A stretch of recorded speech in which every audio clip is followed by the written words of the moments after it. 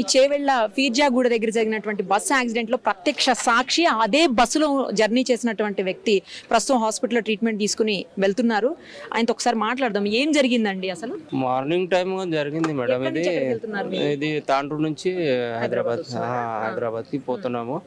ఇది మిర్జాగూడ టర్నింగ్ కాడ అది టిప్పర్ చాలా ఓవర్ స్పీడ్ లా వస్తున్నారు. అక్కడికి వెళ్ళి ట్రాఫిక్ కూడా మార్నింగ్ టైం లేకుండా కదా, బస్ కూడా కొంచెం ఉండే, అది కూడా స్పీడ్, కానీ అది చాలా స్పీడ్ ఉందాక గురించి దాని గురించి అది కంట్రోల్ కాలేదు. టిప్పర్ సీదా బస్ లా జోరింది, వచ్చి లోపల వచ్చేసినట్ల అయింది. పురా చాలా ఘోరంగా జరిగింది. అది నేను లెఫ్ట్ సైడ్ లో ఉంటే మేడం, నా సెంటర్ లో ఉంటే జరా నొప్పి ఉంది. అది తగిలింది, రక్తం పోయింది. మార్నింగ్ చాలా పోయింది. महिंद्रा रेड्डी साहब के हॉस्पिटल को जा रहे हैं, स्कैनिंग करा रहे हैं. అప్పటికప్పుడే చాలా మంది చనిపోయారండి. స్పాట్ పూరా కంకర్ మీద పడిపోయింది. ఊపిరి నడవక అయింది.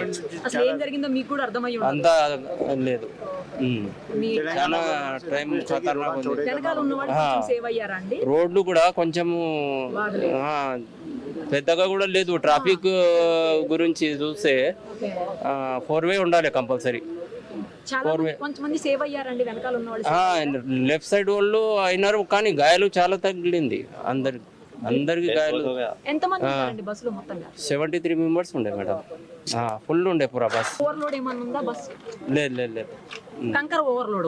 కంకర్ ఓవర్లోడ్ ఉండే, ఫుల్ ఉండే. పూరా బస్సు నిండిపోయింది. బస్ లో జోరింది అంత పూరా కంకర్.